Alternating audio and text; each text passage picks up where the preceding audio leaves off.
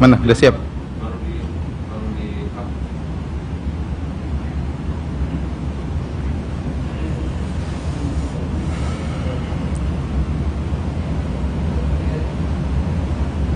Ini jalanan Pak Ustaz.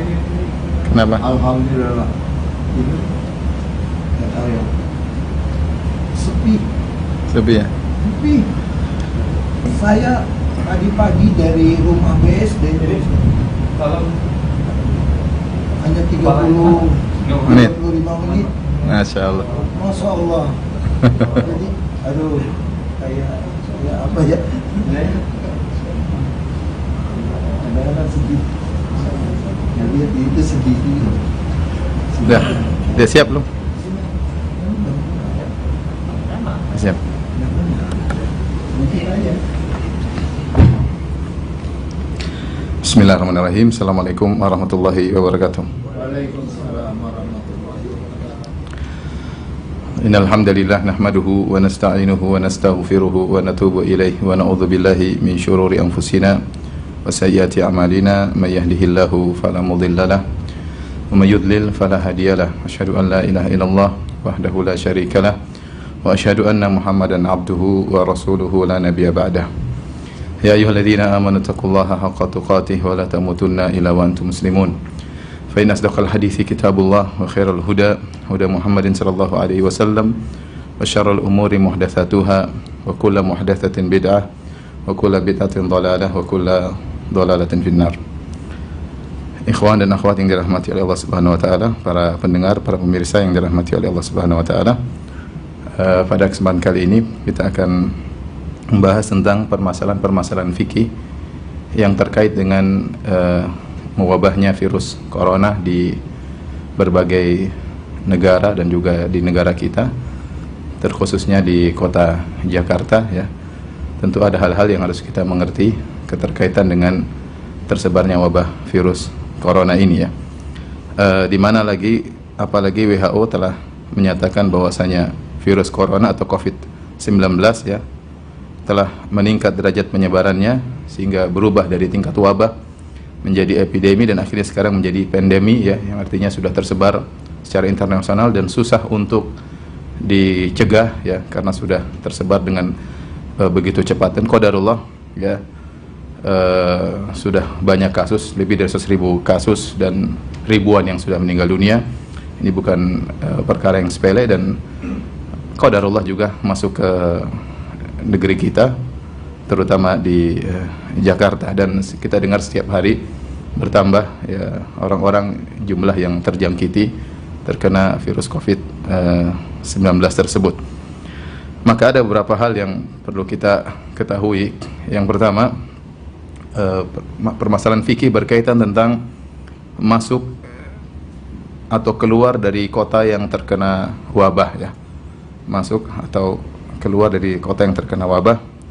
Hal ini sudah diajarkan oleh Nabi kita Nabi Muhammad sallallahu alaihi wasallam dalam hadisnya. Kata Nabi sallallahu alaihi wasallam, "Fa idza sami'tum bihi bi ardin fala taqdumu alaihi." Jika kalian mendengar taun ya, salah satu dari bentuk wabah menimpa di suatu daerah, maka janganlah kalian mendatangi daerah tersebut.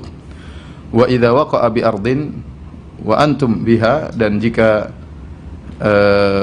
sudah terjadi taun di suatu daerah dan kalian berada dalam daerah tersebut, fala takhruju, maka janganlah keluar di daerah tersebut firaram minhu, karena ingin lari dari taun tersebut. Jadi kata Nabi SAW, kalau kalian mendengar ada taun suatu daerah, maka jangan datangi daerah tersebut, dan jika kalian berada dalam daerah tersebut, jangan keluar dari daerah tersebut karena ingin lari dari taun tersebut. Maka yang pertama yang berkaitan dengan hadis ini ya, seorang kalau mendengar suatu daerah terkena wabah, maka jangan dia ke situ. Ini sebagai bentuk pelaksanaan dari hadis Nabi sallallahu alaihi wasallam agar dia tidak, di antara hikmahnya agar dia tidak tertular. Ini daerah sudah wabah ya, banyak orang terkena penyakit corona di situ, maka jangan dia datang ke daerah tersebut. Dan Nabi sallallahu alaihi wasallam telah bersabda, "Firra minal majdzum firaraka minal asad." Larilah engkau dari orang terkena penyakit kusta sebagaimana engkau lari dari singa ya. Nabi sampai menyuruh orang lari dari penyakit menular seperti firaraka minal asad, seperti kau lari dari singa. Berarti ini kesungguhan. Namanya orang kalau ketemu singa dia pasti takut dan dia pasti berusaha lari sejauh-jauhnya. Ini menunjukkan Nabi serius dalam hal ini, ya.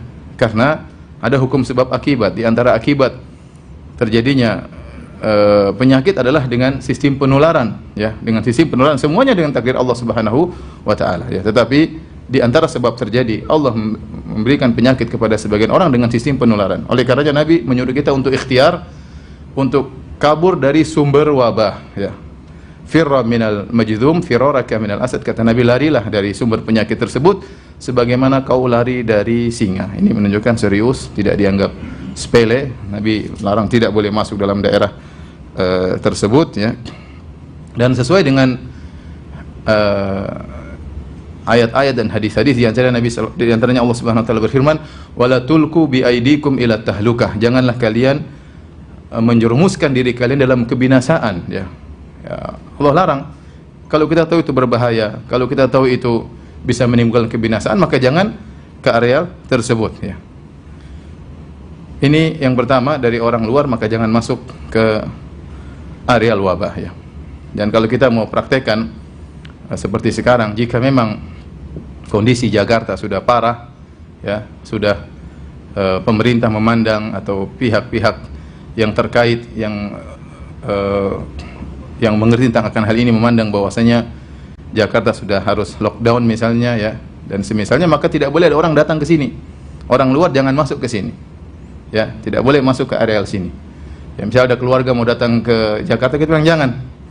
Kenapa? Karena pemerintah memandang ini sudah bisa rawan terkena penyakit, dan juga ya agar mudah penanganannya. Kalau ada yang datang kemudian terkena, kemudian dia keluar lagi, maka semakin tersebar virus tersebut dan sulit untuk ditangani. Ini semua adalah bentuk ikhtiar yang diajarkan dalam syariat Islam. Maka saya katakan penerapannya, kalau kita di Jakarta ada yang mau kunjungi kita bilang enggak, ya, nanti lain kali, ya. Bulan depan mudah-mudahan, ya.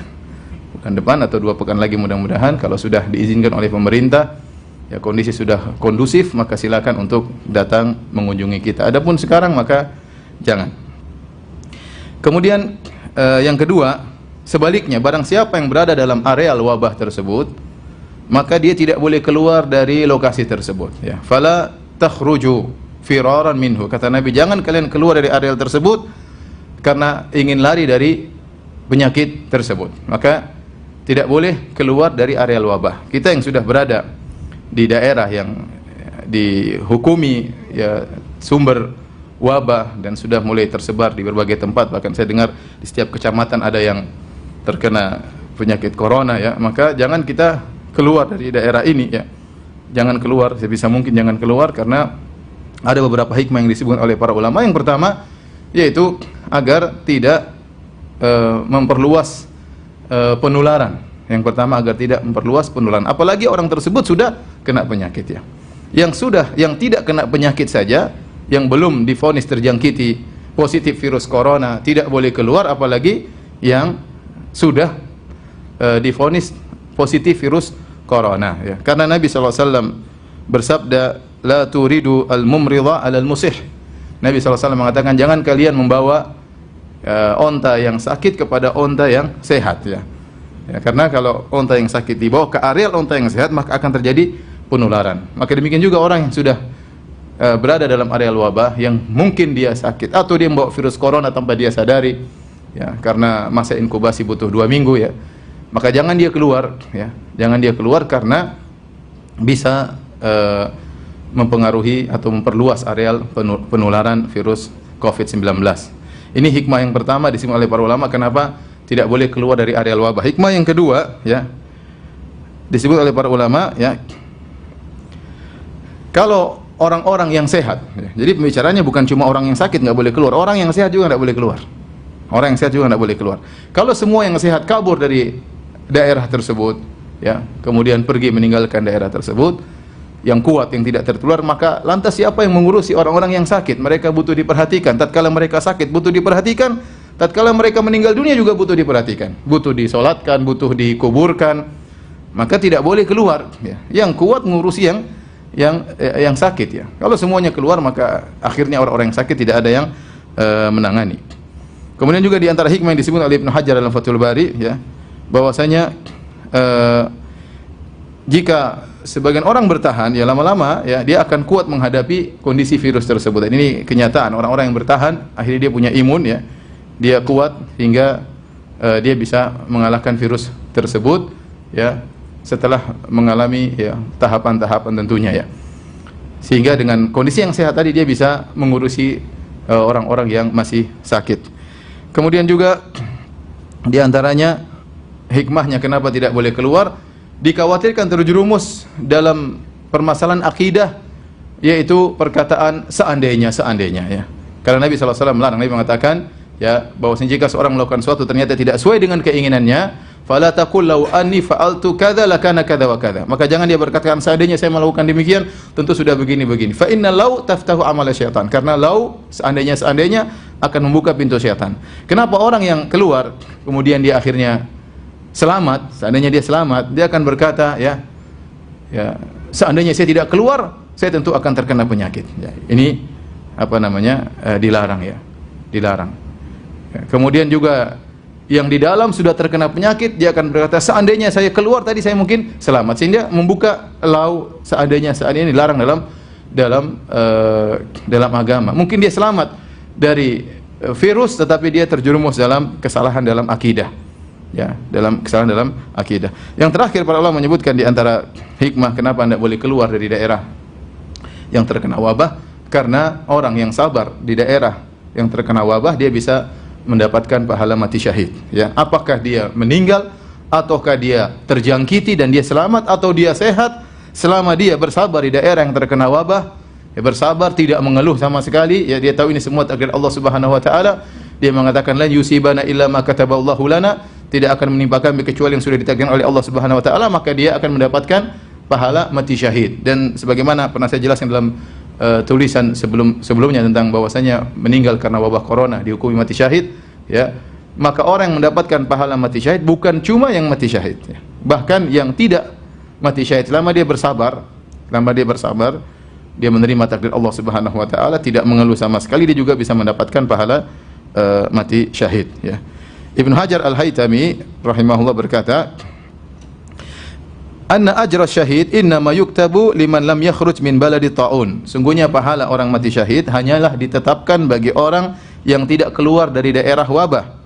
Wa aqama qasidan thawaballahi subhanahu wa ta'ala. Dan dia menetap di daerah tersebut berharap, ya, pahala dari Allah Subhanahu wa ta'ala. Rajian sidqa wa'dihi, dan dia berharap janji Allah Subhanahu wa taala. Arifan annahu in waqa'a lahu aw sarafahu anhu fa huwa bi takdirillah. Dan dia ngerti dan dia sadar kalau dia terkena penyakit itu takdir Allah Subhanahu wa taala, kalau dia terhindar dari wabah tersebut juga karena takdir Allah Subhanahu wa taala. Ghairu mutadajjir bihi in waqa'a bihi, dan jika dia terkena penyakit dia tidak mengeluh, maka ini yang mendapatkan pahala mati syahid, ya, terlepas apakah dia meninggal atau tidak. Oleh karena sebenarnya virus, ya, atau wabah ini adalah musibah, tapi dia juga ujian, ya, bagi orang yang bersabar menghadapinya, ya, meyakini semua takdir Allah Subhanahu wa taala, tidak mengeluh, ya, dengan apa yang terjadi, maka dia bisa mendapatkan pahala mati syahid. Bahkan Nabi SAW menghukumi orang yang keluar dari area wabah karena ingin lari dari virus tersebut, dari wabah tersebut, maka dihukumi dengan dosa besar, seakan-akan dia lari dari medan pertempuran. Kata Nabi SAW, al-far minat ta'un kal-far minaz zahaf. Seorang yang lari dari ta'un, dari wabah, seperti orang yang lari dari medan pertempuran. Dan lari dari medan pertempuran termasuk dosa besar. Ya, Nabi SAW mengatakan ijtanibu sab'am minal mubiqat. Ya, jauhilah dari 7 dosa-dosa yang membinasakan. Rasulullah SAW sebutkan di antaranya, ya, al-firar minaz zahaf, yaitu lari dari medan pertempuran. Lari dari medan pertempuran. Oleh karenanya ini hukum syar'i. Kalau daerah kita sudah, ya, terkena, divonis oleh pemerintah misalnya ini daerah wabah, ya, dan mulai tersebar wabah, kita nggak boleh keluar. Kita nggak boleh keluar, ya. Kalau keluar karena takut penyakit tersebut, lari dari apa? Lari dari medan pertempuran. Dosa besar. Dosa besar, ya. Bersabar, kalau kita selamat, ya, dengan izin Allah. Kalau kita terkena, dan kita sabar, kita mendapatkan pahala mati syahidnya. Baik, berikutnya yang dilarang lari dari lokasi wabah adalah jika dia keluar dari daerah wabah tersebut karena ingin menghindar dari penyakit. Karena ingin menghindar dari penyakit. Nabi SAW mengatakan firaran minhu, yaitu dia fala takhruju firaran minhu. Jangan dia keluar dari daerah tersebut karena ingin kabur dari wabah tersebut. Tetapi kalau dia keluar karena ada keperluan lain, kata para ulama enggak mengapa. Contoh, ternyata dia keluar, misalnya kita di Jakarta terjadi wabah sudah di mana-mana. Kita keluar bukan karena ingin kabur dari penyakit, tapi karena ada keperluan, misalnya menjenguk orang tua atau apa ya, atau ada pekerjaan yang memang sudah dijadwalkan dan kita masih bisa keluar, bukan karena takut dari penyakit, ya, maka tidak termasuk dalam larangan tersebut, kata para ulama. Dan itu yang Maha tahu hanyalah Allah Subhanahu wa taala. Ya, kita keluar ya pingin kabur, atau ya dengan cari-cari alasannya pingin kunjungi orang tua, ternyata pingin apa? Kabur dari wabah, maka ini tidak diperbolehkan oleh Nabi sallallahu alaihi wasallam, ya. An-Nawawi berkata, "Ammal khuruj li aridin fala ba'sa bihi." Adapun seorang keluar dari daerah wabah karena ada keperluan, maka tidak mengapa, ya. Wattafaqu ala jawazil khuruj bi syughlin wa gharadin ghairil firar. Dan Imam Nawawi rahimahullah berkata, para ulama sepakat boleh seorang keluar dari daerah wabah, ya, karena ada keperluan, ya, atau karena pekerjaan, selama bukan karena ingin lari dari penyakit. Kalau ingin lari dari virus, maka dia terjerumus dalam dosa besar. Baik, hadirin dan hadirat yang dirahmati Allah Subhanahu wa taala, berikutnya, jika ternyata wabah sudah merajalela, tersebar di seluruh kota, misalnya di Jakarta sudah jadi kota wabah, di Bandung juga sudah jadi kota wabah, sudah di mana-mana orang sudah terkena wabah, kata para ulama, maka tidak mengapa bolak-balik keluar masuk antara Jakarta dengan Bandung, karena hukumnya sudah sama-sama kota apa? Wabah, ya. Tidak mengapa, dia ada keperluan ke Jakarta, ke Bandung, selama masih dua. Seandainya ternyata 3 kota semuanya sudah dihukum sebagai kota wabah, ya, pusat wabah, maka berpindah-pindah dari kota tersebut tidak jadi masalah, ya, karena dia bukan lari ke tempat yang sama juga terkena wabah, ya. Beda kalau dia pergi ke kota D yang ternyata tidak ada penyakit dalam rangka untuk lari dari wabah, maka ini yang diharamkan, ya. Oleh karenanya Ibnu Hajar Al-Haytami rahimahullah berkata, "Lau amma iqliman lam yahrumil khuruj min ba'dhi qurahu ila ba'dhin li'annahu la firara hina idin albattah." Seandainya wabah sudah meliputi seluruh negeri, ya, maka tidak mengapa seorang berpindah dari satu kota ke kota yang lainnya dalam negeri tersebut, karena sudah tidak dihukumi dengan kabur dari penyakit, karena semuanya areal sudah penyakit, ya.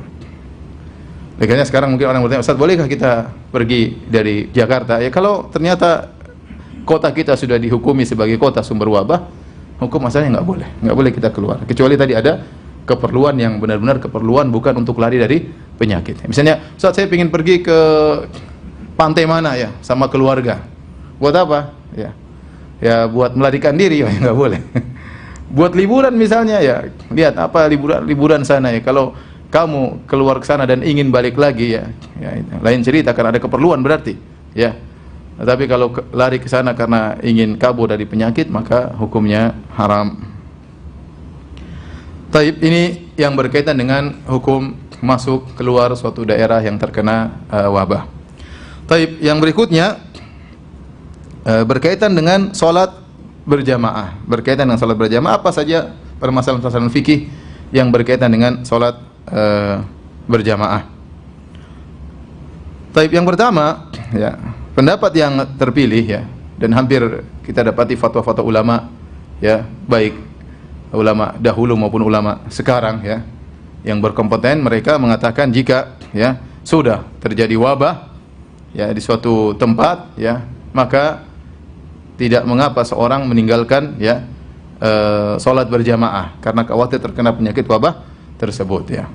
Tidak mengapa dia meninggalkan sholat berjamaah, tidak mengapa dia tinggalkan sholat Jumat, ya, agar tidak semakin tersebar virus tersebut. Dia ikhtiar, dia tidak keluar dari kotanya, dia bersabar, tapi dia juga tidak mengantarkan dirinya pada hal-hal yang bisa membuat dia binasa, ya. Tidak sengaja kemudian tawakal, saya pergi ke tempat pertemuan, tawakal ya. Kalau Allah berkehendak saya kena penyakit, kalau enggak. Ya memang semua atas kehendak Allah. Tapi Nabi kan berkata, firra minal majzum, firaraka minal asad. Kaburlah engkau dari sumber penyakit ya, sebagaimana kau lari dari apa? Singa. Maka segala hal yang bisa mengantarkan kita kepada penyakit maka kita jauhi. Dan sekarang para ahli kesehatan sudah mengatakan di antara tempat-tempat yang mudah terjadi penularan tempat-tempat keramaian. Tempat-tempat keramaian ya, apalagi kita berdesak-desakan maka virus dengan mudah untuk berpindah. Dan ini bukan suatu hal yang diduga-duga ya, belum tentu. Enggak, kita sudah lihat kejadian mudarat yang benar-benar terjadi. Tatkala tidak diindahkan hal ini maka terjadilah apa yang terjadi ya. Ya, terjadi dengan mudah cepat seperti di Wuhan ya, karena ada acara pertemuan ya, hari raya atau apaan, sehingga mudah sekali tersebar di antara mereka ya. Kemudian misalnya di Iran ya, mereka sok-sok tawakal ya, kita lihat di video di YouTube mereka, kita tawakal, tidak apa-apa ke sini ya. Kita tidak akan, tetap saja kita akan ziarah ke kuburan wali-wali mereka, dan mereka mengungkapkan hal itu di dalam YouTube. Jadi seakan-akan sudah kita tawakal, kita mau beribadah dengan gaya mereka tentunya. Akhirnya terjadi apa yang terjadi? Ya, tahu-tahu ratusan meninggal, ya, ribuan orang terkena ya. Jadi maksud saya kekhawatiran tersebut bukan kekhawatiran yang mengada-ngada, bukan. Kekhawatiran yang benar-benar terjadi. Kalau kita lalai dan kita cuek aja, kita bilang nggak ada masalah, semuanya keluar, apa yang terjadi? Maka penularan semakin cepat, dan kalau sudah penularan semakin cepat, kita semakin sulit untuk menghadapi. Maksud saya, sebagian orang mengatakan itu kan hanya kekhawatiran. Iya, itu kalau mungkin di kampung kamu. Tapi kalau di Jakarta yang sudah dilihat oleh pemerintah, gubernur juga sudah bicara, mereka bicara omong kosong. Ya, mereka bicara asal ngomong saja. Mereka sudah melihat hal ini harus dikerjakan supaya mudah menangani penularan virus yang begitu cepatnya luar biasa. Yang begitu cepatnya luar biasa. Sampai sebagian pejabat sudah kena. Ya, maka jangan bilang ini hanya ketakutan. Ini kenyataan, bukan ketakutan ya. Bukan ketakutan. Maka kita disuruh untuk menghindar dari kemudaratan. Kata Nabi SAW, la darar wala dirar. Jangan seorang menjerumuskan dia dalam kemudaratan, dan jangan beri kemudaratan kepada orang lain ya.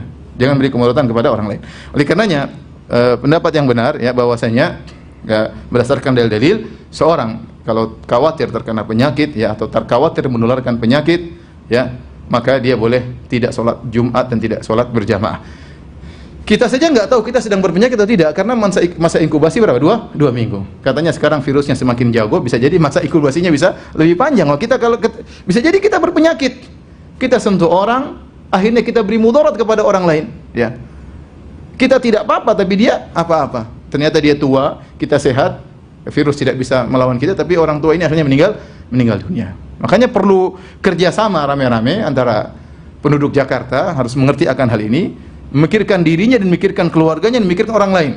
Memikirkan orang lain. Karena kalau sudah penularan sudah begitu luas, maka rumah sakit tidak mampu untuk menangani. Sehingga akhirnya banyak akan meninggal dunia berdasarkan pengalaman yang ada, yang sudah terjadi di negara-negara tetangga ya. Kemarin kasus seperti di Malaysia, Anda dapat berita bahwasanya banyak kejadian karena misalnya pertemuan di masjid. Bahkan ada berita datang kemudian sekelompok jamaah tertentu ya bikin pertemuan ya di suatu masjid, 56 orang akhirnya ketahuan kena apa?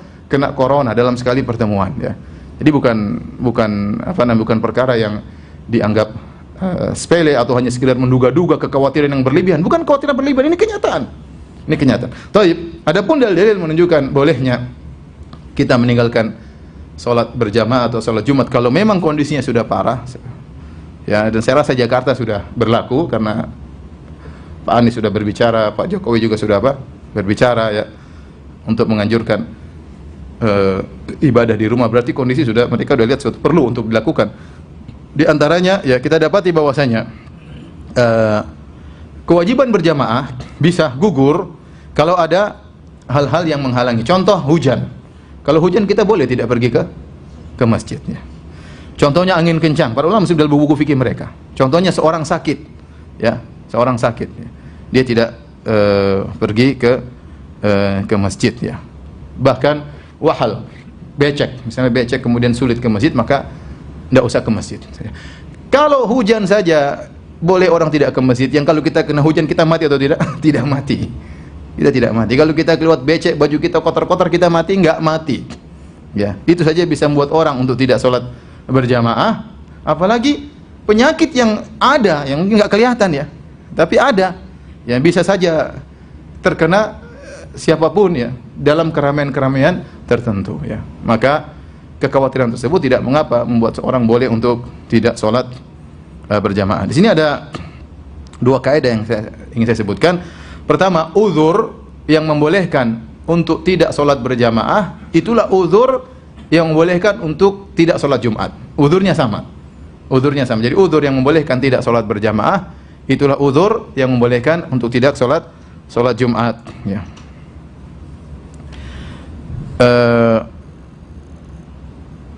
Dikatakan dalam buku Madzhab Syafi'iyah, a'dzarun fi tarkil jamaah ya a'dzarun fi tarkil jum'ah. Uzur-uzur untuk meninggalkan salat berjamaah dialah uzur untuk meninggalkan salat Jumat. Ya, fala tajibul jum'atu ala khaifin ala nafsihi. Maka tidak wajib Jumatan bagi orang yang khawatir tentang dirinya. Khawatir dirinya terkena kemudaratan ya. Entah mungkin ada musuh, entah apa, takut terkena penyakit misalnya. Au malihi, atau khawatir suatu keburukan menimpa hartanya. Wala alaman fi tariqihi matar, demikian juga orang yang di jalan menuju masjid ada hujan, maka tidak mengapa dia salat di rumah, tidak harus salat Jumat dan tidak harus salat apa? Salat berjamaah. Wala alaman lahu maridun yakhafu dhaya'ahu, demikian juga seorang yang sedang ngurusi orang sakit, dia khawatir salat Jumat nanti orang ini bisa tambah parah penyakitnya atau meninggal atau yang lainnya, maka tidak perlu dia salat Jumat. Ini yang pertama. Jadi uzur yang boleh membuat kita meninggalkan salat berjamaah, itulah uzur yang bolehkan kita untuk meninggalkan salat Jumat. Dua hal yang satu pembahasan. Kemudian kaidah yang kedua, uzur-uzur tersebut dikiaskan oleh para ulama. Datang dalam sebagian hadis misalnya karena hujan ya. Tetapi para ulama mengumumkan, kenapa kita tidak ke masjid karena hujan? Karena masyaqqah syadidah, karena ada sesuatu yang memberatkan. Kita keluar basah kuyup misalnya, ya sudah enggak usah salat berjamaah. Ya, ternyata ini sebab ini untuk meninggalkan salat berjamaah bukan hanya pada masalah hujan, tapi diumumkan oleh para ulama, dikiaskan dengan sebab-sebab yang lain ya. Karenanya Nawawi berkata, inna babal a'dzar fi tarkil jum'ah wal jama'ati laisa makhsusan. Bahwasanya uzur-uzur untuk meninggalkan salat Jumat dan untuk meninggalkan salat berjamaah bukan uzur yang khusus.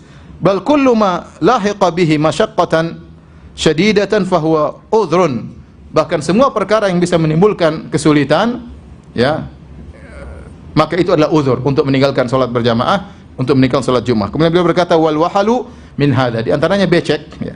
Itu di antara uzur yang bolehkan seorang untuk meninggalkan salat berjamaah dan salat Jumat. Maka ya, kalau hujan saja bisa jadi uzur ya. Kalau becek saja, kalau kita lihat misalnya sendal kita penuh dengan becek, kotor, itu saja bisa menjadikan uzur, apalagi penyakit yang bukan penyakit biasa. Ini penyakit yang bisa menimbulkan apa? Kematian. Bukan hanya penyakit yang menimpa kita. Kalau sudah menimpa kita, menimpa keluarga kita. Bukan hanya menimpa keluarga kita. Kalau kita tidak sadar, ternyata kita bawa virus, menimpa bisa orang sekitar kita, orang kampung yang mungkin ya kita akhirnya karena kita tidak perhatian, akhirnya kita menularkan penyakit kita kepada dia. Kasihan ya. Oleh karenanya ini tidak mengapa. Dengan sebab kekhawatiran terkena virus corona, maka boleh seorang meninggalkan salat berjamaah dan salat Jumat. Al-Mardawi, salah seorang ulama dari mazhab Hambali, dalam kitabnya Al-Insaf, beliau berkata, ini nas dari para ulama. Ulama berkata, wa yu'dzaru fi tarkil jum'ah wal jama'ati al-marid. Orang yang sakit diberi uzur untuk boleh meninggalkan salat Jumat dan salat jamaah bila niza', tanpa ada khilaf di kalangan para ulama. Wa yu'dzaru aidan fi tarkihima li khaufi hudutsil marad, dan juga dibolehkan seorang meninggalkan salat berjamaah dan salat Jumat karena takut munculnya penyakit. Karena takut munculnya apa? Penyakit. Dan ini persis seperti yang kita hadapi. Persis seperti kita hadapi. Seandainya penyakit tersebut penyakit yang ringan ya, misalnya mungkin flu, kita nggak ada masalah ya. Bahkan tatkala terjadi penyakit wabah, misalnya DBD, demam berdarah, kita nggak begitu takut karena ya masih jelas sumbernya di mana, ciri-ciri orangnya bagaimana. Tapi corona lain ya. Orang bisa terkena penyakit, dia tidak kelihatan ciri-cirinya, masih beberapa hari dia baru kena, tapi dia sudah bisa menyebarkan virus. Ya. Ini kalau orang kena DBD ya mungkin bisa ada penyakit menular tertentu kelihatan, dia mulai batuk-batuk. Ternyata orang yang terkena virus corona tidak langsung dia seperti itu.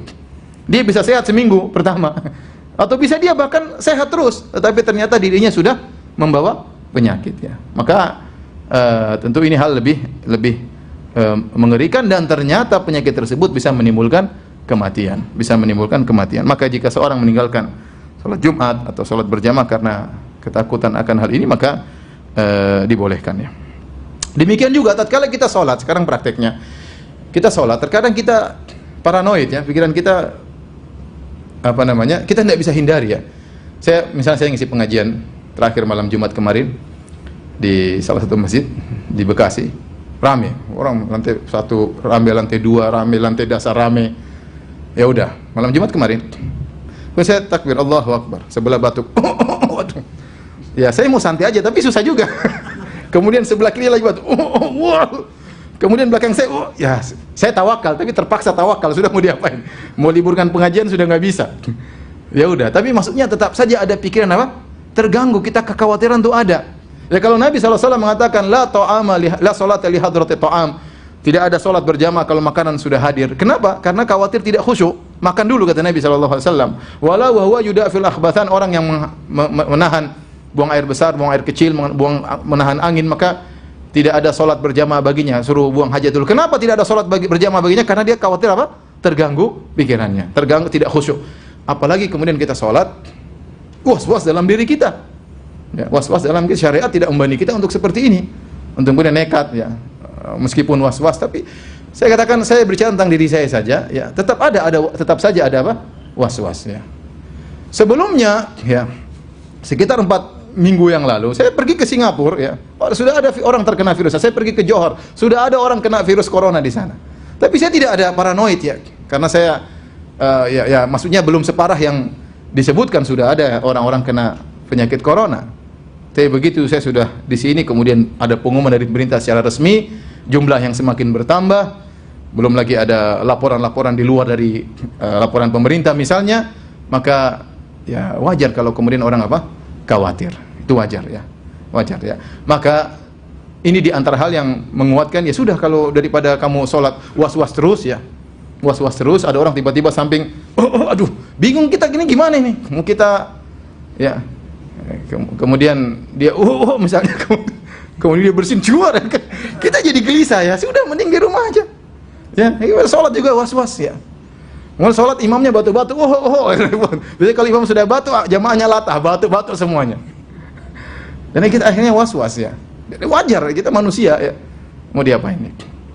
Maka tidak mengapa kita sholat di rumah. Dan ini juga berdasarkan kaidah daf'ul mawdhar muqaddamun ala jalbil masalih, bahwasanya menolak kemudaratan diutamakan daripada mendatangkan kemaslahatan. Memang sholat berjamaah maslahat ya, ada yang mengatakan wajib sholat berjamaah, ada yang mengatakan sunnah. Sholat Jumat juga maslahat. Tapi kalau ada mudarat yang bukan mudarat yang dipersangkakan, tapi benar-benar terjadi ya. Seandainya kita mengatakan semua sholat nggak ada masalah, ya, bisa jadi parah. Ini coba mungkin ada yang mengatakan tidak mengapa sholat berjamaah, sholat Jumat kerjakan saja, ramai pengajian kerjakan saja, nggak ada masalah. Coba kalau kita nggak peduli dengan seruan pemerintah, semua bikin pengajian, ya bisa jadi virus makin tersebar. Ya. Kamu aja penakut, saya enggak. Ya kalau kamu saja misalnya bikin pengajian, mungkin enggak parah. Tapi kalau semua orang tidak mengindahkan anjuran pemerintah, saya bikin pengajian sehari 3 kali, rame sana, rame sini, rame ustadz yang fulan lagi, yang ustadz lain juga demikian, sholat berjamaah rame terus, ya benar, khawatir kenyataannya, dan sudah terjadi di negara lain ya. Saya dapat Malaysia, di antara sebab terjadi penyebaran virus adalah di masjid-masjid ya. Ada saya bilang tadi, pertemuan kelompok orang bikin pengajian, akhirnya terkena terkena virus. Ini terjadi ya. Maksud saya, kekhawatiran itu bukan kekhawatiran yang mengada-ngada, tapi benar-benar terjadi dan sudah terjadi di negara-negara tetangga kita. Dan bisa saja, waliyadzubillah, bisa saja kita juga mengalami seperti apa yang mereka rasakan. Baik, alhamdulillah ada fatwa dari ulama Al-Lajnah Ad-Daimah yang dikeluarkan pada tanggal 7 Rajab 1441 Hijri atau 12 Maret 2020 berkaitan dengan fatwa-fatwa tentang orang-orang terkena berkaitan dengan corona. Ya, kita tahu di Saudi belum separah seperti Kuwait ya. Itu pun pemerintah Arab Saudi kemudian langsung menutup orang-orang tidak boleh umrah ya. Kita nggak bilang kemana orang Saudi, kenapa nggak tawakal, biarkan saja orang umrah, nggak bisa. Ini perkaranya nggak gampang. Bayangkan kalau pintu umrah dibuka, meskipun dengan pemeriksaan yang ketat. Karena masalahnya tadi saya katakan, orang kena corona tidak mesti nampak dia tanda-tandanya. Dia mungkin kelihatan sehat, dia tidak bersin. Ternyata tubuhnya kuat, imunnya kuat, virus corona nggak bisa apa-apa. Tapi dia bawa. Kemudian dia umrah, singgol sama orang macam-macam. Kemudian Mekah menjadi sumber wabah. Apa kata dunia? Apa kata orang-orang non-muslim misalnya? Lihat, Mekah sebagai sumber apa? Sumber penyakit. Maka saya bilang pemerintah Arab Saudi serius itu bagus ya. Ya kita juga termasuk orang-orang yang tidak bisa umrah. Padahal saya punya jadwal umrah, di depan ada 3 jamaah. Semua menerima karena mereka tahu apa yang tindakan yang diambil oleh pemerintah Arab Saudi sudah benar. Padahal mereka tidak ramai, maksudnya tidak terjangkiti seperti kita, seperti di Jakarta, tidak seperti di Kuwait ya. Kalau di Kuwait sudah parah ya, sampai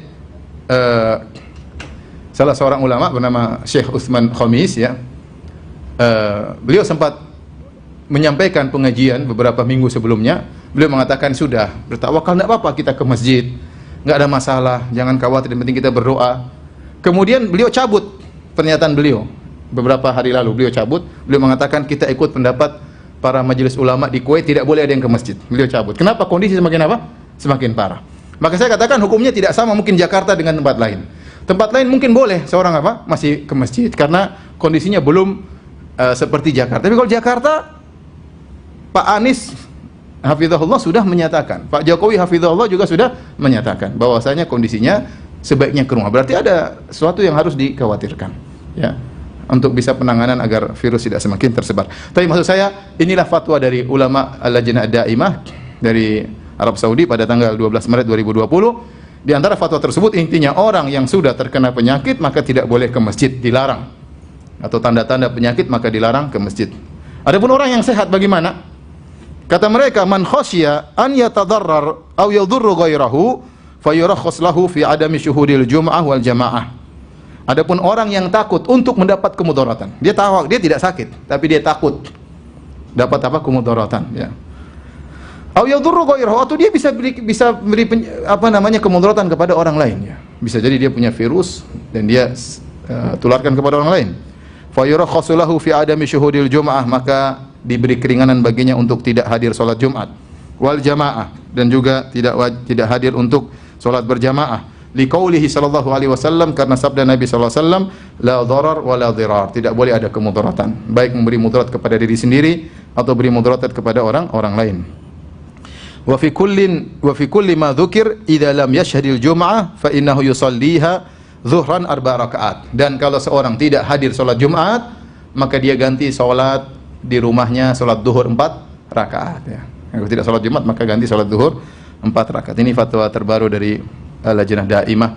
Sementara kondisi Arab Saudi belum seperti kita. Tapi kalau yang ulama di Kuwait sudah, karena virus sudah tersebar ya. Sebagian orang Kuwait datang dari Qum, dari Iran, kemudian akhirnya virus tersebar dari jalan tersebut.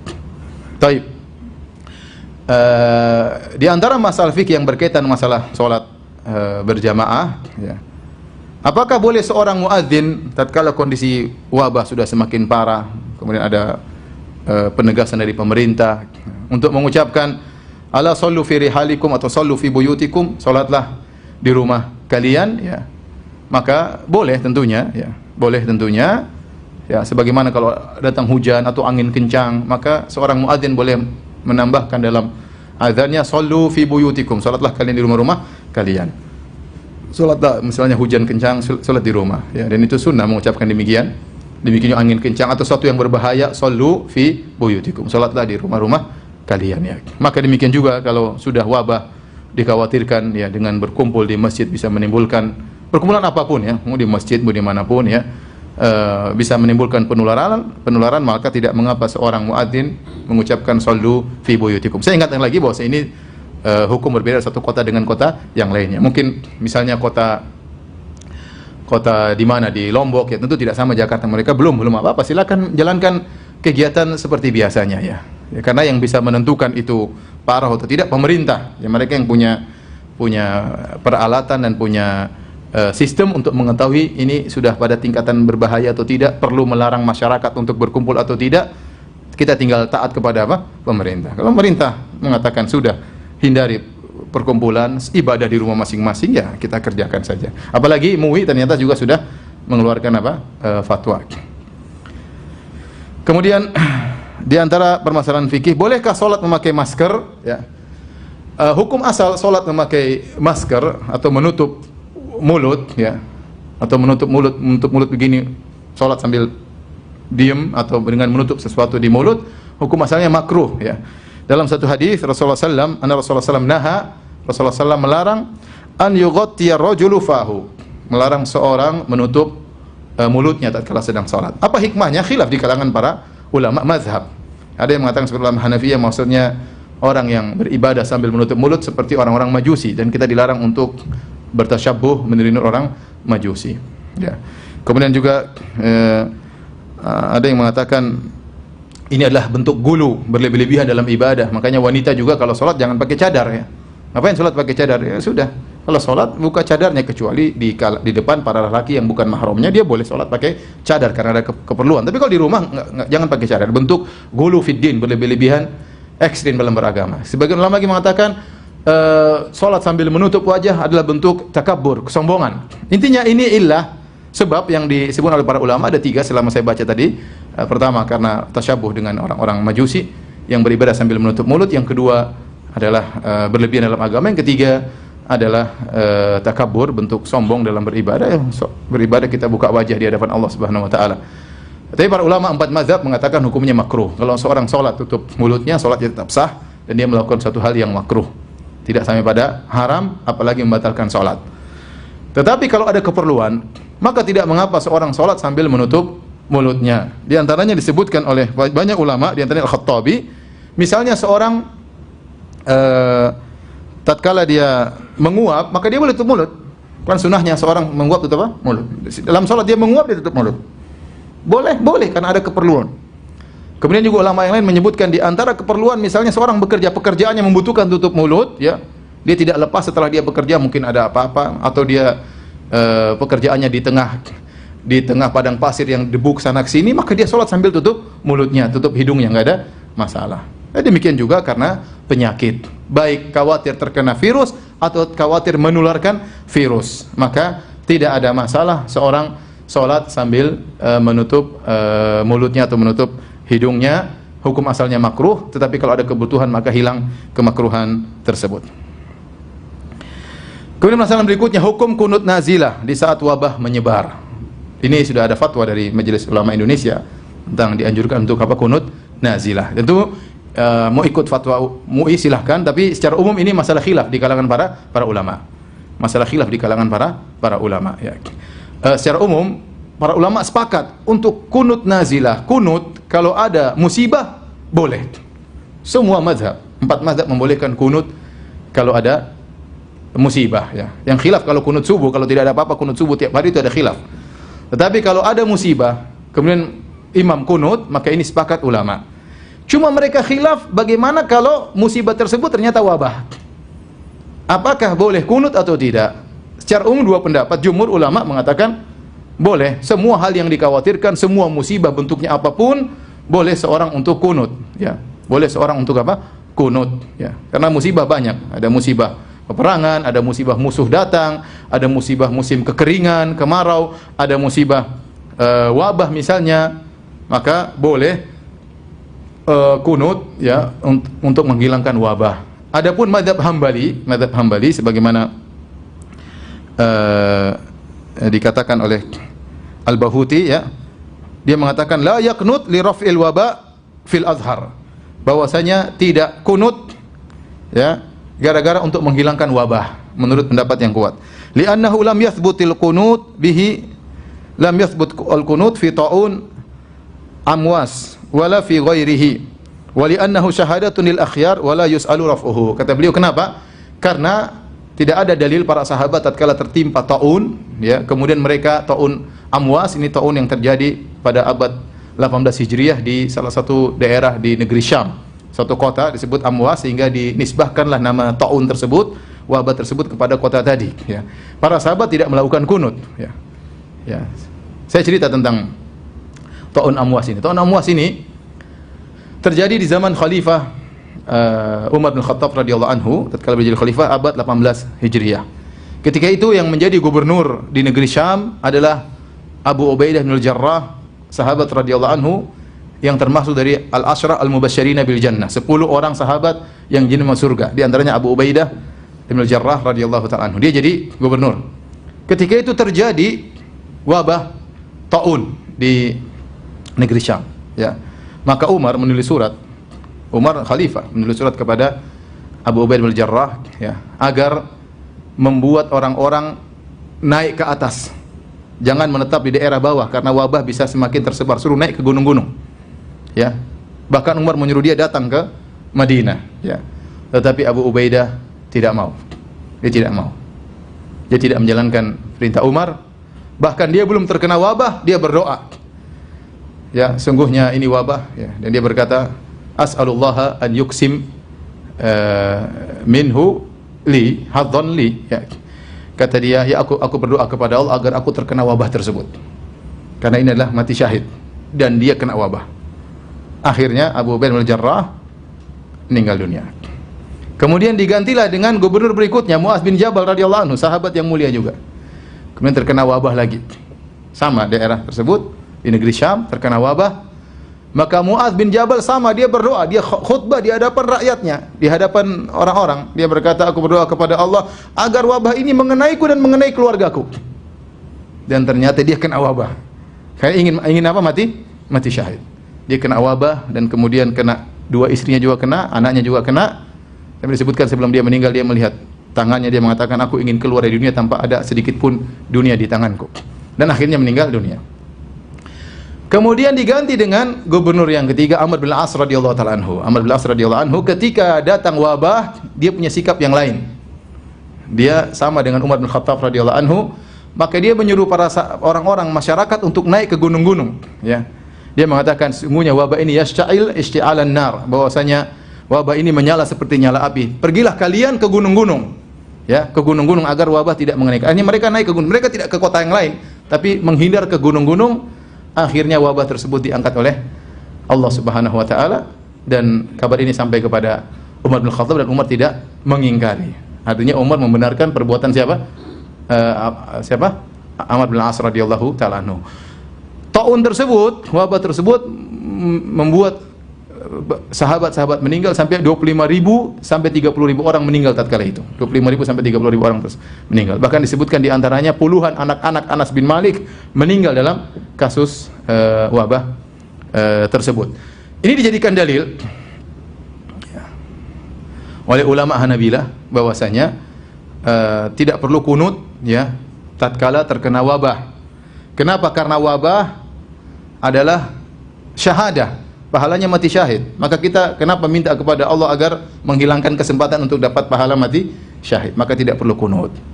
Ini pendapat ulama Hanabilah dan ini juga pendapat cukup kuat, tapi menyelisih jumhur ulama, mazhab Syafi'i, mazhab Hanafi dan yang lainnya, ya, bahwasanya boleh untuk kunut meskipun wabah. Ya, saya bacakan perkataan Nawawi rahimahullahu taala, ya.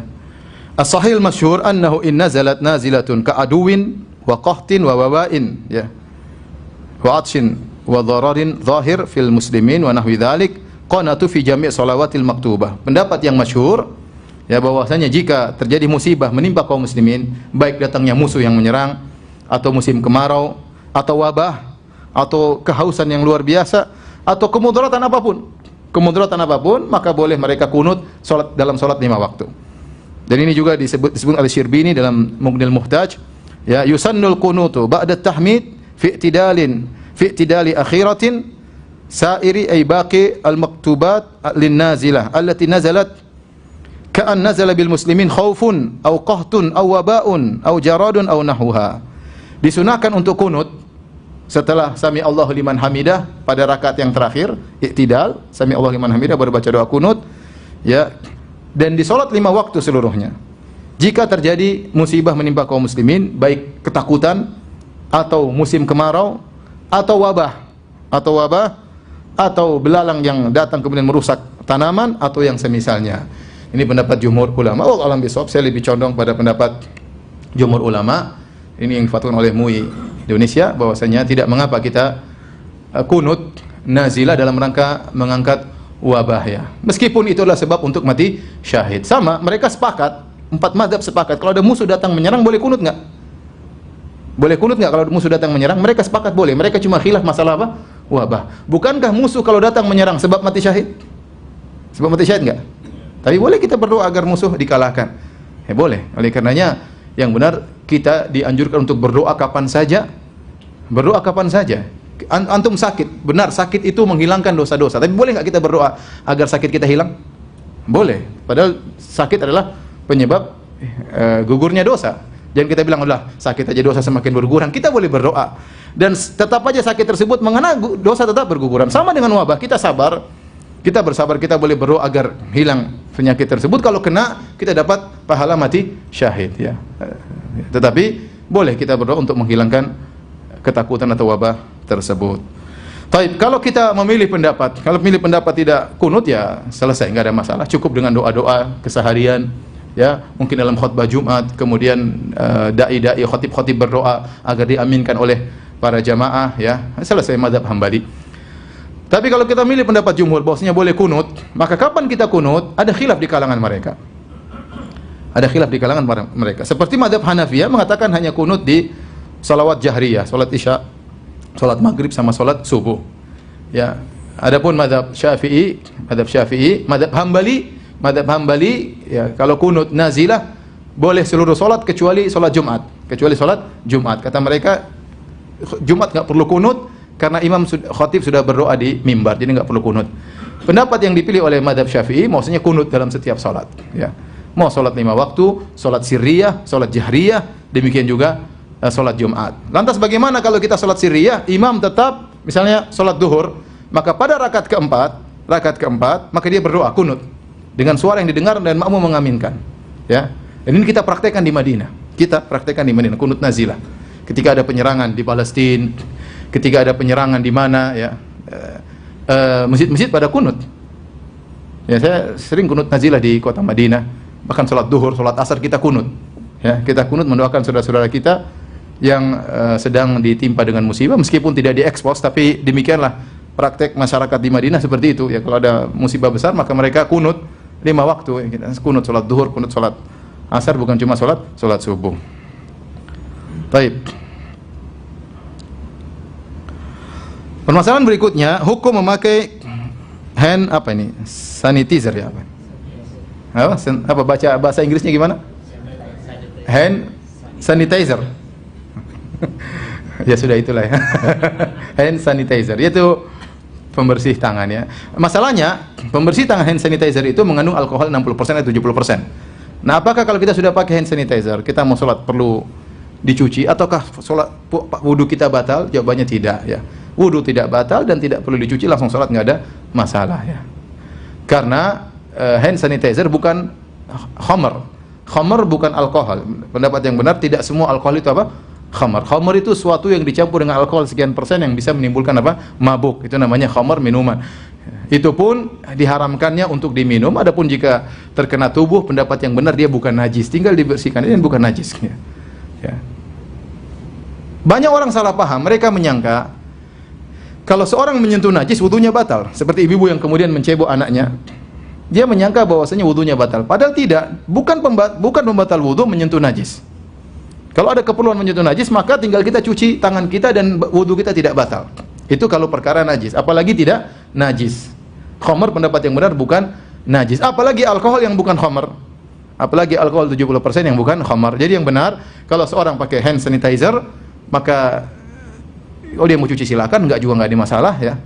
Ya, nggak ada masalah dan tidak perlu dia berwudu ulang dan tidak perlu dia cuci tangannya untuk langsung sholat, karena itu tidak mengapa dan tidak membatalkan wudu. Kemudian di antara hal yang berkaitan dengan sholat berjamaah, ya, maka tidak mengapa seorang, ya, kalau memang kondisi masih bisa, suatu kondisi wabah tidak begitu parah, pemerintah masih belum melarang untuk pergi ke masjid-masjid, masih silakan ke masjid, ya. Ini setiap kota berbeda tergantung tingkat penyebaran wabah. Maka tidak mengapa sholat di masjid, ya. Tidak harus tempel apa? Kaki, tidak harus berdekatan. Kita tahu sunnahnya sholat berdekatan ya. Sunnahnya sholat berdekatan. Tapi kalau dalam kondisi wabah seperti ini, maka tidak mengapa seorang mengambil jarak, ya. Seorang mengambil jarak dalam sholatnya jika memang kondisinya sudah mengharuskan demikian. Jika tidak, maka kita kembali hukum asal, yaitu kita dempet. Rasulullah SAW senang sholat makmumnya dalam kondisi apa? Rapat. Namun jika sudah divonis bahwasanya kota tersebut ada wabah yang mungkin untuk menular, maka tidak mengapa kita mengambil jarak dalam sholat. Ya, ini lihat situasi dan kondisi ya. Dan ini lengketnya orang dalam sholat itu bukan rukun sholat ya, bukan syarat sholat. Seandainya kalau ditinggalkan ya ada khilaf apakah wajib atau sunnah, apakah wajib atau sunnah. Kalau wajib pun ditinggalkan karena ada sesuatu tidak ada masalah, apalagi hanya sunnah ya ditinggalkan karena ada suatu keperluan maka tidak jadi masalah ya. Ini kalau dalam kondisi demikian. Kalau tidak ada apa-apa maka kita kembali kepada hukum asal, kita sholat dalam kondisi merapatkan saf. Kemudian yang terakhir tentunya kita mengurangi kegiatan ya yang di situ ada pertemuan banyak orang ya, karena virus corona ini penyebarannya luar biasa dan sangat cepat ya, dengan sangat cepat. Orang ikut rapat satu ruangan bisa kena semua ya. Ya sangat mudah. Ini tidak ada yang mengingkari akan hal ini ya. Oleh karenanya segala hal yang memungkinkan timbul pertemuan maka kita hindari, kecuali benar-benar di screening, kita sudah saling mengenal ya, maka tidak mengapa ya. Dan tidak harus kita berjabat tangan ya, ketemu ya sudah, tidak perlu kita salam begini, nggak perlu ya, nggak perlu kita salam kaki, nggak perlu kita salam, nggak perlu, udah kita salam mulut aja sudah cukup ya. Salam mulut itu yang diutamakan, doa assalamualaikum, ini doa semoga engkau selamat, semoga saya selamat dari virus corona ya. Kita berdoa assalamualaikum warahmatullahi wabarakatuh. Biasanya kita hanya sekedar ngucap, kali ini kita ngucap sambil kita niatkan kita doain kawan kita ya, assalamualaikum warahmatullahi wabarakatuh, dan dia juga jawab dengan serius, waalaikumsalam warahmatullahi wabarakatuh, semoga Allah memberikan kau keselamatan, di antaranya keselamatan dari virus corona ya. Adapun jabat tangan sunnah ya, kalau ternyata tidak bisa dilakukan maka tidak mengapa ya, ditinggalkan karena ada kekhawatiran dan yang lainnya. Tapi di akhir pengajian saya ingin sampaikan bahwasanya ya, tentu ini hal yang menyedihkan bagi kita semua. Ya, siapa yang tidak ingin sholat di masjid berjamaah? Siapa yang tidak ingin dapat pahala 27 kali lipat? Saya sedih, pengajian saya libur semua. Ya, semua orang sedih. Ya. Saya tidak bisa umrah. Ya 3 grup jamaah saya semua. Ya, jamaah pertama 90 orang, yang kedua sampai 400 orang gagal semua. Ya. Yang ketiga, Allah alam bisa berangkat atau tidak, ada hampir 60 orang. Ya, saya juga pingin tawaf, saya juga pingin berdoa di Masjid Nabawi, saya juga pingin berdoa di depan Ka'bah. Semuanya sedih. Pengajian saja libur, saya pun sedih. Tapi bagaimana lagi ya? Tetapi hal yang membuat kita menghibur diri kita adalah sabda Nabi SAW dalam Sahih Bukhari, "Idza maradal abdu aw safar kutiba lahu ma kana ya'malu minhu muqiman sahihan." Kata Nabi SAW, jika seorang sakit atau dia bersafar, maka tetap dicatat bagi dia pahala yang biasa dia kerjakan tatkala dia sehat, tatkala dia tidak bersafar. Maksudnya bagaimana? Misalnya kalau kita sehat, kita biasa pergi sholat berjamaah. Tatkala kita sakit, tidak bisa sholat berjamaah, tetap kita dapat pahala sholat berjamaah. Biasanya kalau kita tidak safar, kita sholat malam, kita sholat qobliyah, ba'diyah. Tatkala kita safar, nggak sempat kita sholat malam, nggak sholat qobliyah dan ba'diyah, tetap saja kita dapat pahala seakan-akan kita sedang sholat malam, seakan-akan kita qobliyah dan ba'diyah. Maka saya katakan, orang yang kebiasaannya sholat berjamaah di masjid, yang kebiasaannya sholat Jumat, yang kebiasaannya hadiri pengajian, ya, yang biasanya kalau ketemu dengan kawan-kawan berjabat tangan dengan penuh kemesraan, maka mudah-mudahan pahala mereka terus mengalir. Ya. Pahala mereka terus mengalir. Dan kita mudah-mudahan cuma libur 2 minggu atau maksimal 1 bulan, mudah-mudahan. Kalau kita bekerja sama rame-rame, ini bisa dihadapi dan tidak, dengan izin Allah, tidak berkepanjangan. Tapi kalau kita semua cuek, sehingga penularan semakin berpindah-pindah, sehingga tidak bisa kita batasi 2 minggu. Karena kalau kita tidak, akhirnya ada yang baru kena lagi, butuh 2 minggu lagi dia. Ada yang kena lagi setelah 2 minggu, butuh lagi 2 minggu, akhirnya berkepanjangan. Tapi kalau kita rame-rame berusaha menjalankan arahan dari pemerintah ya, dan insya Allah mereka serius ya, tidak, ini berdasarkan data-data yang mereka miliki ya, maka mudah-mudahan dalam 2 minggu, 3 minggu, sebulan ya, kegiatan kita yang sekarang kita liburkan ya, kebahagiaan yang biasanya kita rasakan ya, bisa kembali lagi ya. Dan ini adalah ujian dari Allah Subhanahu wa taala. Kita ingat kepada Allah Subhanahu wa taala, wala nabluwannakum bi syai'in minal khaufi wal ju'i wa naqsin minal amwali wa anfusi wath thamarat wa basyirus sabirin. Kata Allah, sungguh kami akan menguji kalian dengan sedikit ya, kurangnya harta, kurangnya hasil bumi, buah-buahan, meninggalnya sebagian orang-orang yang dicintai ya, sedikit ujian, tidak banyak, maka wasyirus sabirin, beri kabar gembira kepada orang-orang yang sabar. Maka di akhir pengajian ini saya ingatkan kepada diri saya sendiri sebagai pemateri dan juga kepada para pemirsa sekalian untuk bertakwa kepada Allah Subhanahu wa taala. Silakan ya, selain kita berusaha ikhtiar dengan sebab duniawi materi ya, dengan menghindari tempat-tempat keramaian, kemudian juga dengan menggunakan hand sanitizer misalnya, dan hal yang lain yang tidak berjabat tangan. Jangan lupa sebab paling utama adalah sebab ukhrawi, yaitu berdoa. Jangan lupa doa zikir pagi petang, kemudian doa-doa spesial tentang corona atau penyakit seperti Allahumma inni a'udzubika ya min sayyi'il asqam. Ya Allah, aku berlindung kepada Engkau dari apa? Sayyi'il asqam, penyakit-penyakit yang buruk ya. Seperti Allahumma inni a'udzubika min munkaratil akhlaq wal a'mal wal ahwa wal adwa. Ya Allah, aku berlindung kepada Engkau dari munkaratil adwa, dari penyakit-penyakit yang mungkar, yaitu yang mengerikan, yang tidak biasanya ya, seperti wabah dan yang lainnya ya. Kemudian juga doanya di antaranya Allahumma inni a'udzubika ya min ya Allah, aku berlindung kepada Engkau min zawali ni'matik wa tahawwul afiyatik wa fuji'at nikmatik wa jami'i sakhatik. Yang artinya Allah, aku berlindung kepada Engkau dari hilangnya kenikmatan yang Kau berikan kepadaku. Kenikmatan sehat, kenikmatan. Wa tahawwul afiyatik, dan aku berlindung kepada Engkau dari perubahan sehat menjadi apa? Sakit ya. Kita berlindung kepada. Ini di antara doa-doa khusus spesial selain zikir dan pagi dan petang untuk bisa menyelamatkan kita dari corona.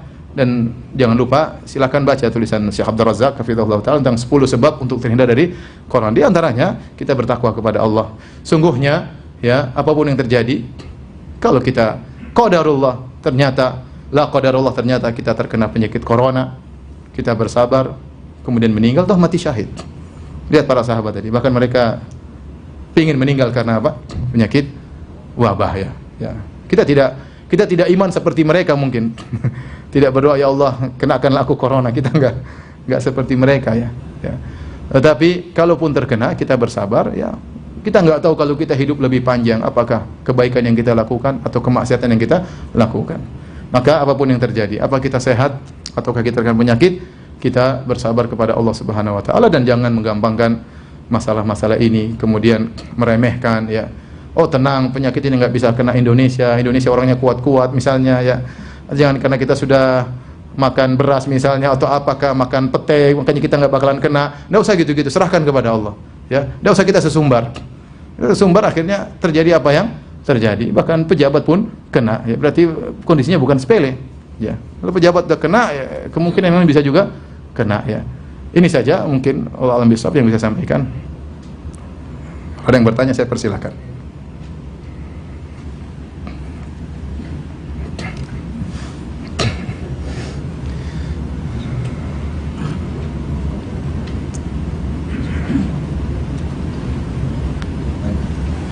Materi yang saya sudah sampaikan semuanya sudah ada di insyaallah di bekalislam.com. Bekalislam.com insyaallah nanti disebarkan linknya. Apa yang saya sampaikan semuanya sudah ada di situ, tinggal bisa dibaca kembali. Ya.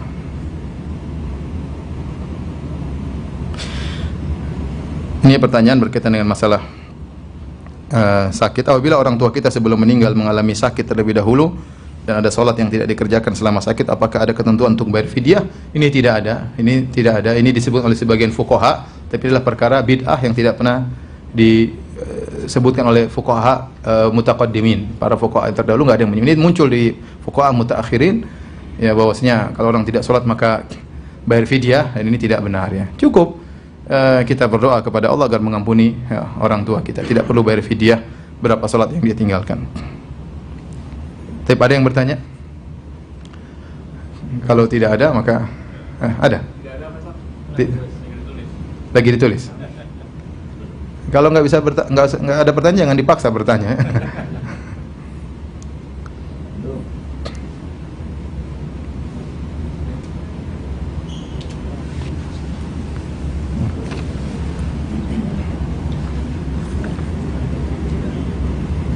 Ustaz, bagaimana kalau mayat meninggal karena corona? Bagaimana cara pengurusannya? Ya itu kembali kepada, saya kurang tahu, tapi bagaimana pihak kesehatan menghadapi kasus seperti ini. Jelas dikubur ya, bukan dibakar ya. Jelas siapa dikubur. Mungkin perlu penanganan khusus, misalnya dimasukkan dalam plastik tertentu atau apa, nggak ada masalah, ini darurat semuanya ya.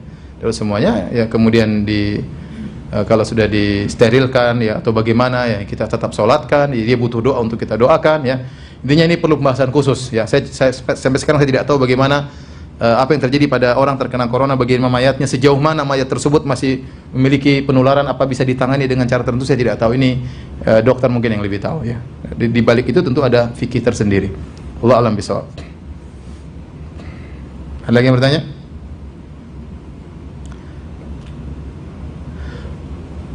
Kalau tidak ada, demikian saja. Semoga Allah menjaga negeri kita dari penyakit bahaya. Allah masrif annal wabah. Semoga Allah menjauhkan kita dari apa? Wabah ya. Dan semoga Allah menyembuhkan orang-orang yang sudah terkena penyakit wabah tersebut. Subhanakallah bihamdik asyhadu an la ilaha illa anta astaghfiruka wa atubu ilaik. Assalamualaikum warahmatullahi wabarakatuh.